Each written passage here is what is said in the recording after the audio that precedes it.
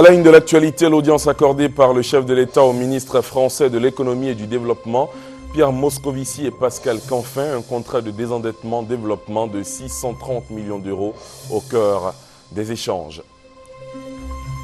Elle est commémorée aujourd'hui, 1er décembre 2012, la journée mondiale de lutte contre le sida. Dans le monde, plus de 33 millions de personnes vivent avec le virus du sida. L'Afrique demeure la plus affectée par cette épidémie. Et puis en Égypte, l'opposition manifeste pour dénoncer la récente adoption par la commission constituante d'un projet de constitution accusé de porter atteinte à la liberté de religion et d'expression. Voilà pour le sommaire, il est 20h à Abidjan et partout en Côte d'Ivoire. Bonsoir à tous, merci d'être avec nous sur RTI 1 et bienvenue dans le 20h. Tout d'abord, l'agenda du chef de l'État, le président de la République a accordé une audience au ministre français de l'économie et du développement, Pierre Moscovici et Pascal Canfin.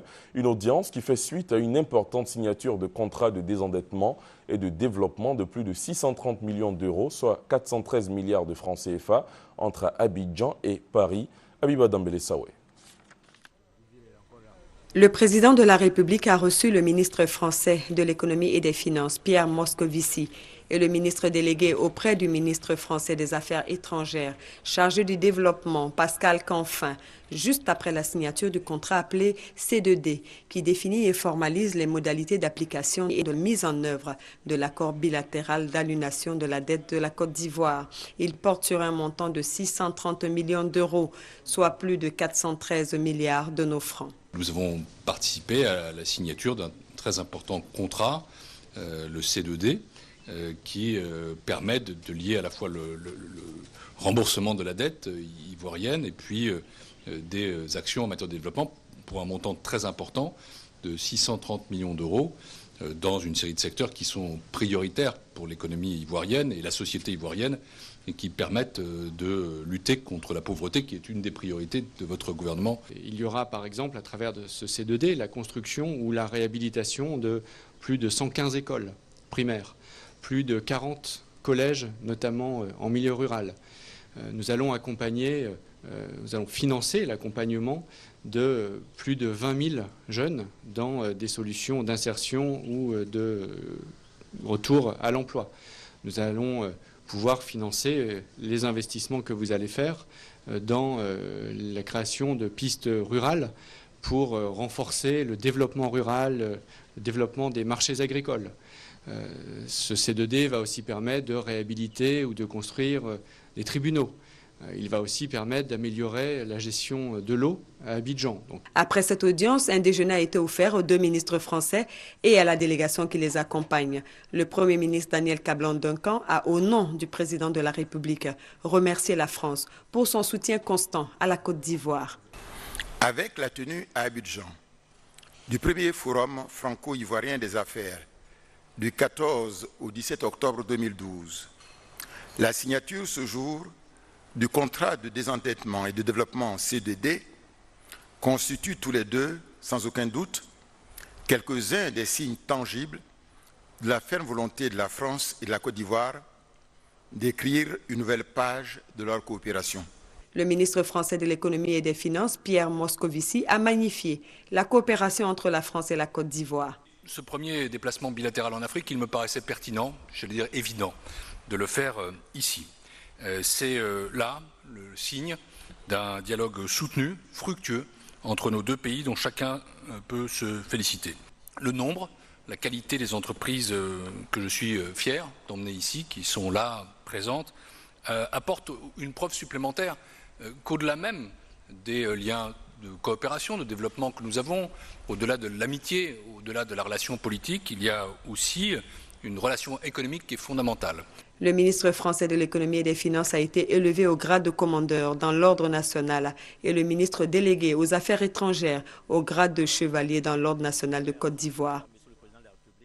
Ce contrat dont on vient de parler a été signé aujourd'hui. Il implique des clauses de désendettement et de développement entre Abidjan et Paris. Après l'annulation d'environ 600 milliards en juin dernier Correspondant au stock des créances commerciales à la faveur de l'atteinte du point d'achèvement de l'initiative PPTE, la France vient refinancer les remboursements de la Côte d'Ivoire sous forme de subventions, des subventions qui devront contribuer à soutenir le programme national de développement ivoirien et par ricochet améliorer la qualité de vie des populations, nous dit Alexis Ouedraogo.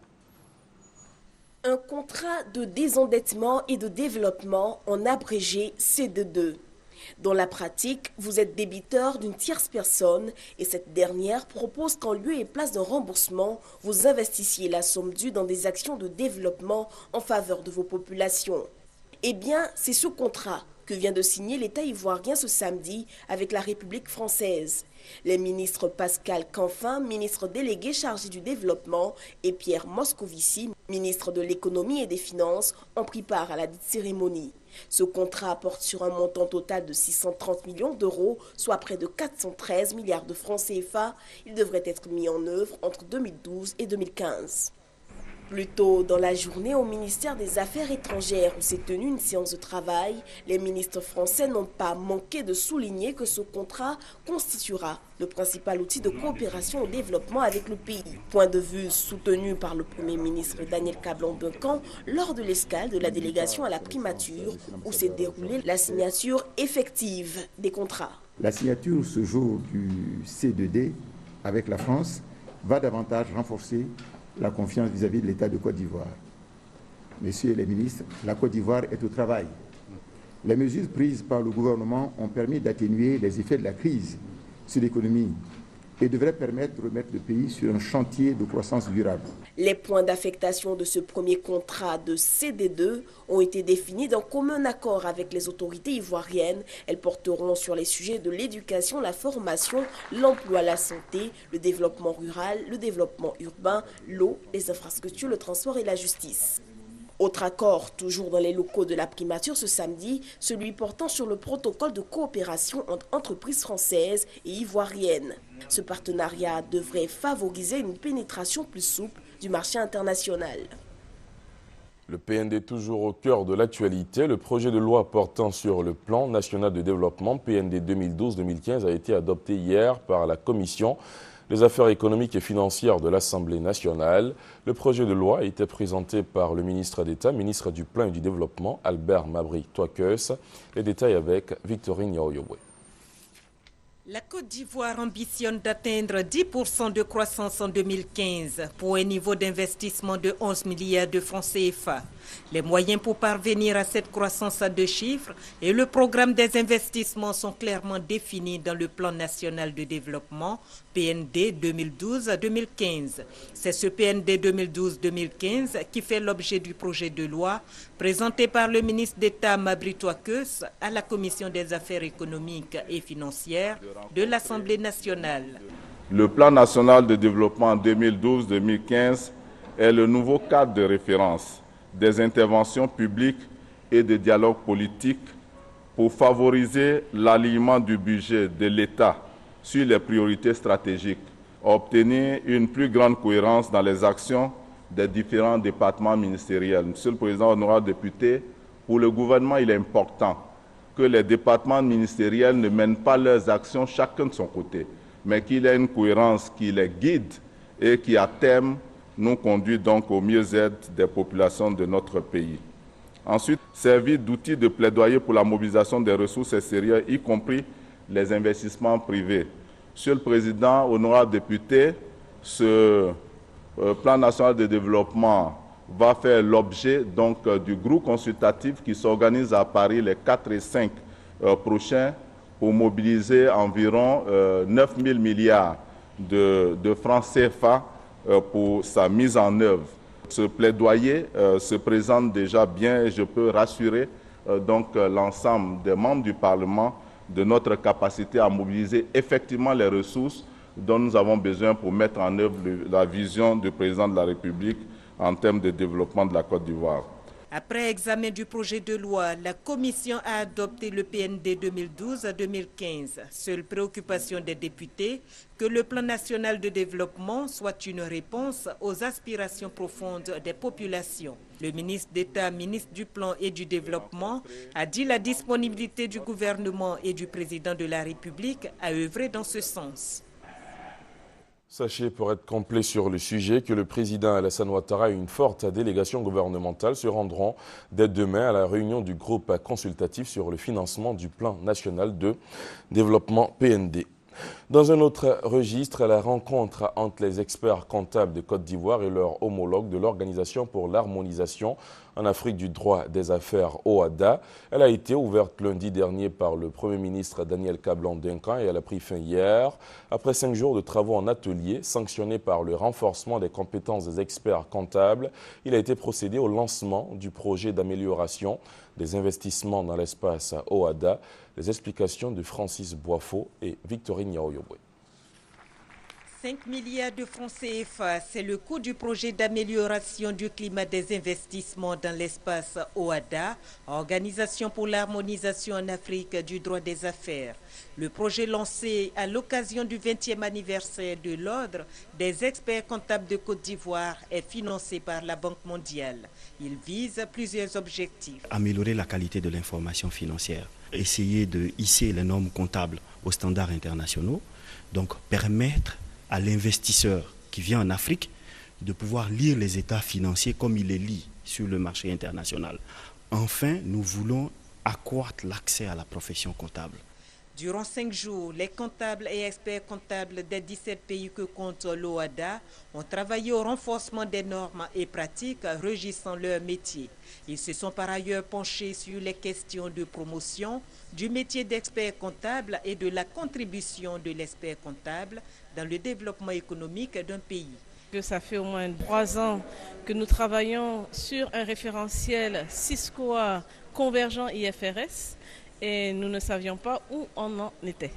Donc là, nous avons côtoyé les experts qui sont membres du Conseil ouest-africain de la comptabilité.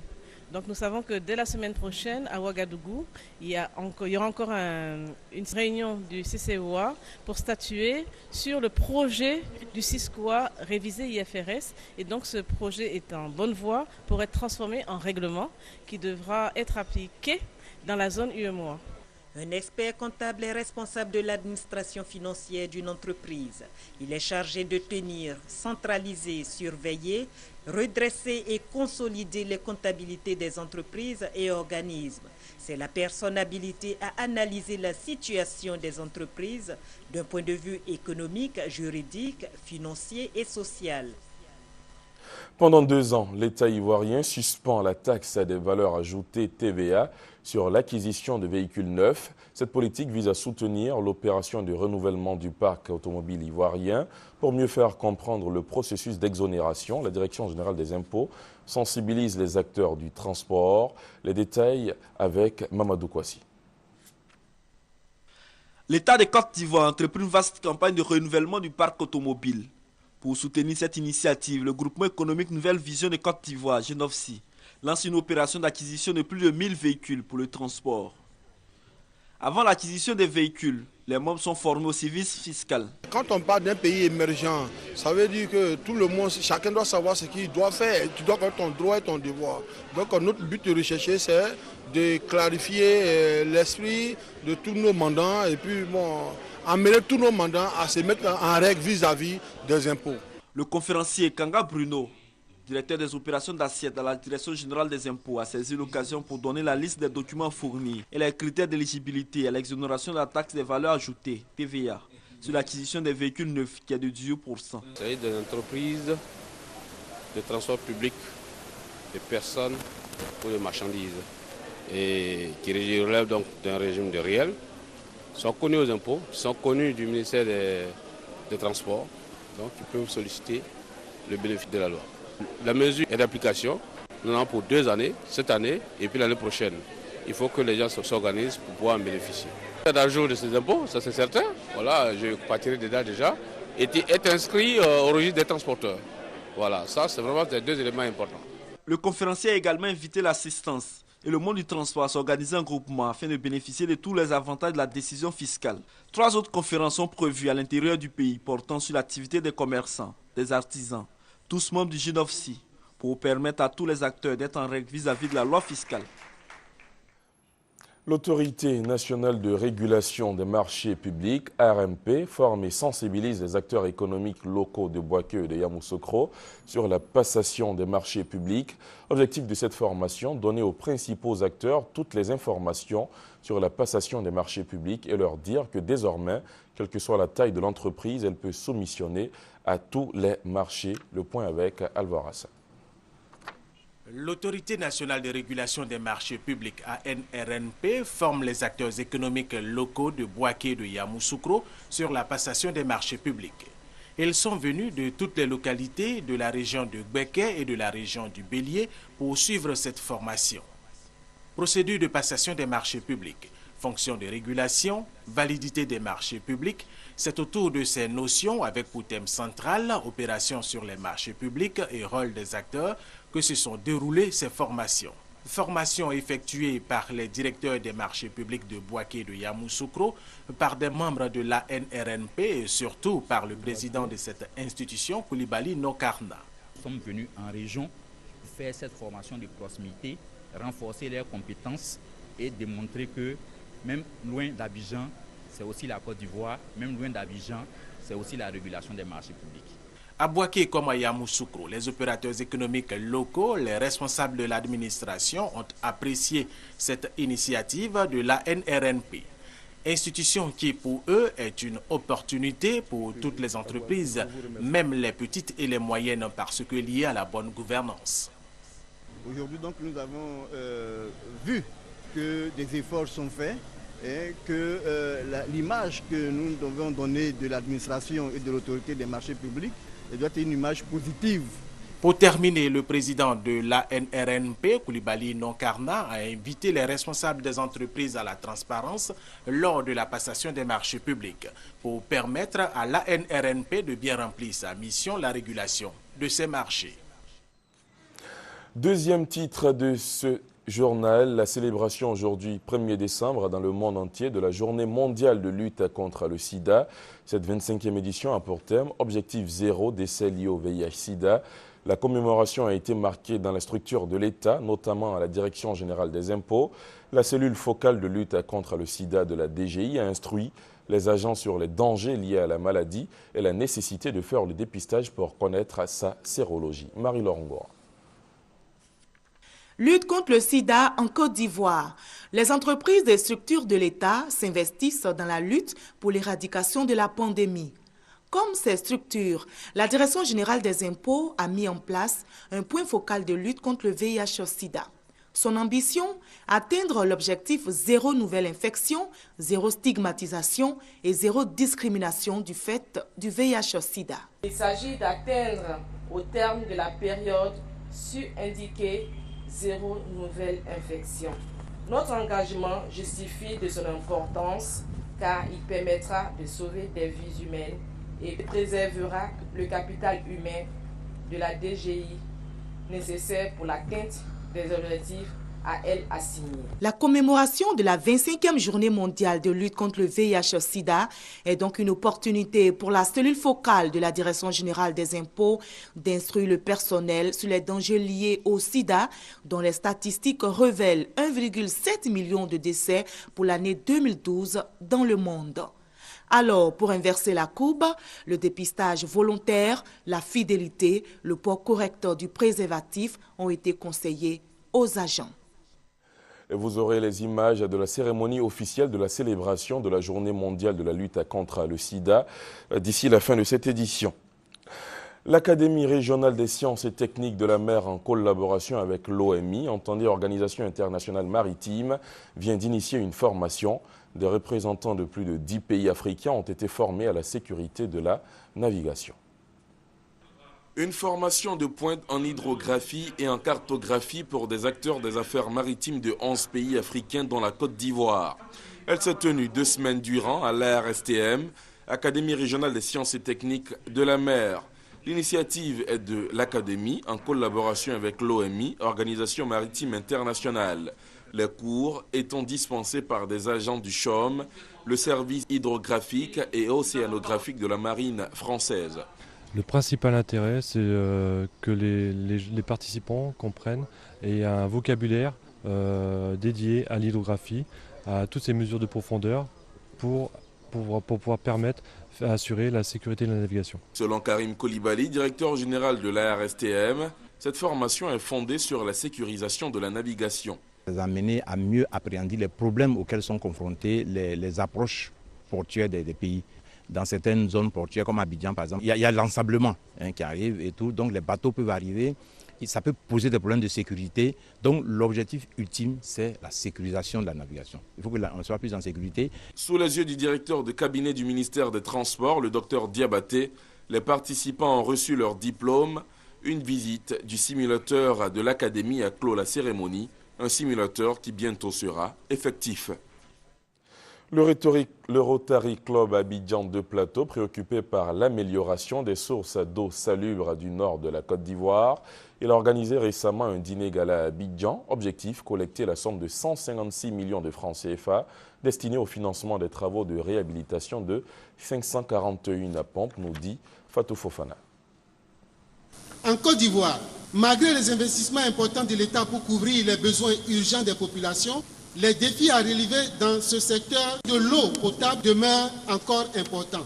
Le Rotary Club de Plateau entend soutenir les efforts de l'État. À travers ce dîner gala, le Rotary Club Abidjan de Plateau entend collecter la somme de 156 millions de francs CFA pour la réhabilitation de 541 pompes à hydraulique dans les régions du nord de la Côte d'Ivoire. Ces circonscriptions administratives ont été durement éprouvées par les crises successives du pays, a indiqué le président du Rotary Club Abidjan de Plateau, Léopold Aké. Il est soutenu dans ses propos par le directeur général des douanes ivoiriennes, le colonel-major Issa Koulibaly, fils du Nord. Il appelle ses frères à la mobilisation pour le bonheur des populations. Sœurs et frères, cadres de la région du nord de la Côte d'Ivoire, je vous invite à vous approprier ce projet dont nous sommes les premiers bénéficiaires. L'eau, dit-on, est source de vie. En trouver et surtout de potable, une préoccupation majeure pour certaines populations du monde. Selon l'Organisation mondiale de la santé, 1,1 milliard de personnes n'ont aucun accès à une source d'eau salubre améliorée. La conséquence directe est que 1,6 million de personnes meurent chaque année de maladies diarrhéiques dues au manque d'eau potable. 90% de ces personnes sont des enfants de moins de 5 ans, vivant pour la plupart dans les pays en développement. Autre sujet pour le renforcement de la cohésion en Côte d'Ivoire, les organisations non gouvernementales de la société civile ivoirienne s'activent. Jeudi dernier, le réseau des organisations féminines d'Afrique francophone, ROFAF, en collaboration avec l'organisation non gouvernementale Génération des femmes du 3e millénaire, GFM3, a organisé un atelier autour du thème « Combattre la violence à l'égard des femmes dans les situations de conflit et post-conflit, un espoir pour les femmes ». Tous les détails avec Doua Delazer. Le réseau des organisations féminines d'Afrique francophone, ROFAF, et la Génération des femmes du 3e millénaire, GFM3, apportent leur contribution à la réconciliation nationale en Côte d'Ivoire. Cet atelier sur le thème « Combattre la violence à l'égard des femmes dans les situations de conflit » est initié pour renforcer les capacités des dirigeantes des organisations féminines de la société civile ivoirienne et les doter des moyens techniques et financiers en vue de leur permettre d'agir efficacement dans le processus de paix. L'initiative est saluée par la représentante de Anne-Désirée Ouloto, ministre de la Solidarité, de la Famille, de la Femme et de l'Enfant. Comment aider les femmes qui ont subi des violences pendant les conflits, comment restaurer donc leur dignité pour en faire des actrices de développement qui puissent participer à la réconciliation nationale. Ce sont des thèmes qui nous interpellent au plus haut point. Nous espérons vivement que les organisations de la société civile s'impliquent. Les responsables du réseau des organisations féminines d'Afrique francophone, ROFAF, et de la Génération des femmes du 3e millénaire, GFM3, se sont engagés à mettre tout en œuvre pour atteindre le but visé, à savoir la paix et la réconciliation, gage du développement durable. Ici en Côte d'Ivoire, nous avons pris 20 organisations de la société civile qui sont vraiment représentatives, qui ont du monde derrière elles Donc c'est pour que vraiment nos actions aillent de façon inclusive au plus grand nombre des personnes vulnérables. C'est elles qui vont faire le travail. Nous apportons l'information.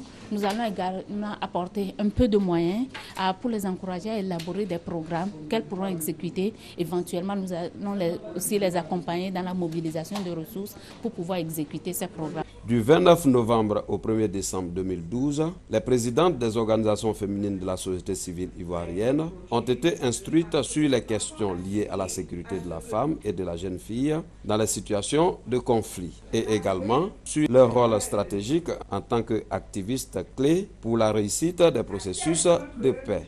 Plus de 5000 femmes au monde sont victimes de viols dans les conflits chaque année, selon le rapport du Fonds des Nations Unies pour la population, UNFPA. Comme promis, je vous invite à suivre maintenant la cérémonie de célébration officielle de la Journée mondiale de lutte contre le sida ici en Côte d'Ivoire. C'est un témoignage signé Gabriel Zani. Que la mobilisation était grande ce matin dans la commune d'Abobo pour dire non au VIH-Sida. Ce défilé est le symbole d'une bataille rangée pour l'éradication totale de la pandémie. Voilà. Bien, nous voyons dans le rang des personnes de l'Indus. Cet engagement de tous, il le faut pour freiner l'avancée de la maladie. Le taux de prévalence en Côte d'Ivoire est aujourd'hui à 3% du fait des efforts conjugués par les différents partenaires au développement. Zéro décès lié au VIH, c'est le défi que veut relever le gouvernement ivoirien. Même pour y parvenir, des efforts doivent être faits à tous les niveaux. Je voudrais engager ici et maintenant tous les agents de santé à redoubler d'efforts pour une prise en charge adéquate des personnes vivant avec le VIH. Que ceux qui doivent être mis sous ARV le soient. Que la prise en charge de ceux qui présentent une infection opportuniste, quelle que soit cette infection, soit correctement assurée. Que des stratégies de recherche actives, des perdus de vue soient développées. Et surtout, que ceux qui sont sous traitement ARV le prennent correctement en respectant les consignes des médecins. Cette 25e édition de la Journée mondiale de lutte contre le VIH-Sida marque le début d'un autre combat centré sur l'élimination de la transmission mère-enfant. Pour y arriver, l'État ivoirien doit mobiliser 74 milliards de francs CFA. L'appel est donc lancé aux bailleurs de fonds pour que les efforts dûment consentis répondent aux attentes. Gabriel Zani nous dit aussi que cette 25e édition de la Journée mondiale de lutte contre le sida a été aussi l'occasion de lancer une autre campagne, celle du dépistage volontaire. Les autorités et partenaires présents à la cérémonie officielle ont donné l'exemple en se faisant dépister. Il s'agit du ministre de la Santé et de la lutte contre le sida et l'ambassadeur des États-Unis en Côte d'Ivoire.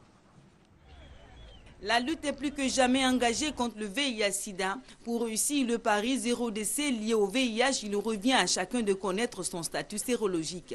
Le ministre de la Santé et de la lutte contre le VIH-Sida, Raymond Goudou Kofi, et l'ambassadeur des États-Unis en Côte d'Ivoire, Philippe Carter III, se sont fait dépister pour montrer l'exemple. C'est un engagement qu'on vient de faire ensemble, le gouvernement américain et le gouvernement ivoirien, et ils engagent tous les autres.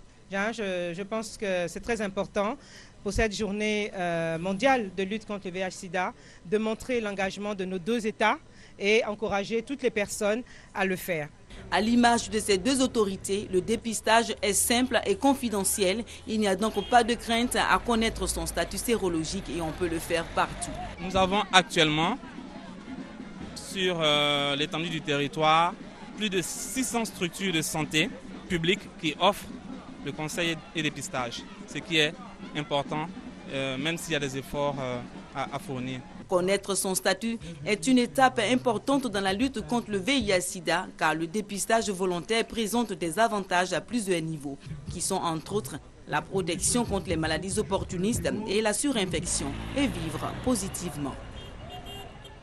Elle s'ouvre maintenant la page culture de cette édition. Une bande dessinée intitulée « De Tito à Drogba » vient retracer en images le parcours du footballeur international et capitaine des éléphants de Côte d'Ivoire. La présentation officielle de Tito à Drogba a eu lieu en présence de Didier Drogba, des ministres du Sport et celui de la Culture. Cette œuvre de Pierre Sauval et Gabin Bao favorise la mise en valeur du domaine africain. Elle inculque à la jeunesse des valeurs chères à Didier Drogba. tels le courage, l'esprit d'équipe et l'entraide. D'ailleurs, notre invité ce soir dans la page culture est Didier Drogba, l'international footballeur à l'éléphant. Le capitaine des éléphants de Côte d'Ivoire. On aura l'occasion d'échanger avec lui dans un instant, tout juste après la présentation officielle de la bande dessinée avec Fatou Fofana. De Tito à Drogba, bande dessinée retrace en image le parcours de l'international ivoirien, capitaine des éléphants de Côte d'Ivoire. De Tito à Drogba vient immortaliser l'histoire de ce sportif émérite, l'une des figures emblématiques du football ivoirien et mondial qui porte haut le drapeau de son pays, la Côte d'Ivoire. Son enfance, ses débuts dans le football et les grands moments de sa carrière footballistique constituent la trame de cette bande dessinée. Pour le ministre des Sports et Loisirs, Alain Lobognon, Didier Drogba est un modèle pour la jeunesse. Il a félicité l'initiative de cette bande dessinée, d'autant plus qu'elle est ivoirienne. Mais au-delà, il s'agit dans ce premier volume de sensibiliser un large public sur des fléaux comme le sida, les guerres, les violences faites aux femmes ou encore le phénomène des enfants soldats. Dans le cadre de la diffusion de cette bande dessinée, plusieurs institutions bénéficieront d'actions sociales, notamment des orphelinats, des maternités et des centres de soins. Le volume 1 de la bande dessinée dédiée à Didier Drogba sera commercialisé sur les 4 continents et traduit en 7 langues. De Tito à Drogba sera disponible en Côte d'Ivoire à partir du 14 décembre. Didier Drogba, bonsoir. Bonsoir. De Tito à Drogba, c'est un titre évocateur qui retrace toute votre vie. Oui, bien sûr, puisque durant toute mon enfance, on m'appelait Tito, mes proches m'appelaient Tito, ma mère m'appelait Tito. Donc ça montre en même temps, le titre montre l'évolution, le parcours de la personne que je suis aujourd'hui. D'accord, donc de Tito, le jeune ivoirien qui est passé à la grande star Didier Drogba du football international. Pourquoi avoir donné votre caution pour l'édition de cette bande dessinée? Tout simplement parce que mon jeune frère ivoirien qui m'a fait la proposition de cette bande dessinée est venu avec ce projet. Et il m'a fait part de ses ambitions et je pense qu'en tant qu'Ivoirien, en tant qu'Africain, il faut essayer de pousser ses frères qui veulent faire quelque chose d'intéressant et plus on a de figures représentant le pays, le continent africain. Voilà, on peut faire une BD africaine, ivoirienne de surcroît, donc c'est extraordinaire. Quelles sont les valeurs qui vous sont chères et que vous voulez inculquer à cette enfance, à cette jeunesse africaine? Tout simplement, ce sont des choses simples. Le respect, l'humilité, l'ambition, le rêve.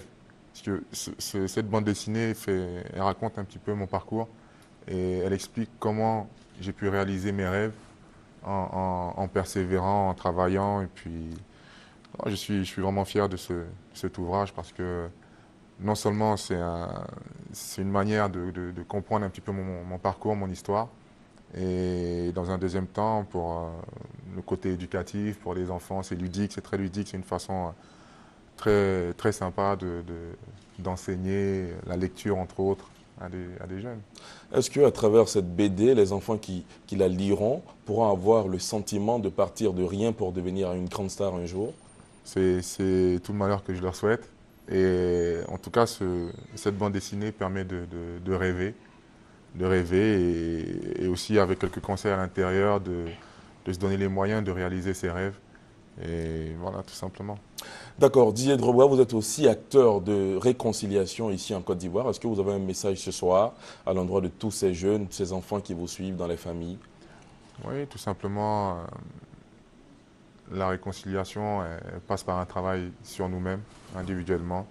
Il faut être capable de se remettre en question, de se remettre en cause pour pouvoir pardonner le voisin et redevenir amis.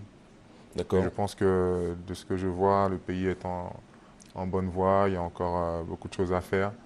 Mais déjà l'intention est belle, donc c'est le principal. On va terminer en parlant de football. Est-ce qu'on peut dire aujourd'hui que le capitaine des éléphants est prêt pour la CAN 2013? Dire que je suis prêt, c'est encore un peu tôt pour l'annoncer, mais en tout cas, je tiens à rassurer les supporters ivoiriens que je reprends les entraînements incessamment sous peu, donc j'espère être prêt au moment opportun. Et l'espoir est permis? l'espoir est toujours permis. Tout à fait. Merci infiniment à vous, Didier Drogba, d'avoir répondu à nos questions. Avec vous, on a parlé surtout de Tito à Drogba, une bande dessinée, n'est-ce pas, au cœur de laquelle il est retracé votre vie. Merci. Bande dessinée que je souhaite vous offrir. D'accord, merci infiniment. Voilà. De Tito à Drogba, j'ai mon exemplaire. Merci beaucoup, Didier Drogba. On change de registre, on parle maintenant de l'actualité hors de la Côte d'Ivoire. En Égypte, l'opposition manifeste pour dénoncer la récente adoption par la commission constituante d'un projet de constitution accusé de porter atteinte à la liberté de religion et d'expression. Au même moment, aujourd'hui, les pros Mohamed Morsi ont eux aussi manifesté dans la journée. Voilà, c'est la fin de cette demi-heure d'information. Merci à vous de l'avoir suivi. Excellente soirée sur la chaîne qui rassemble. Je vous retrouve demain avec le même plaisir. Bonsoir.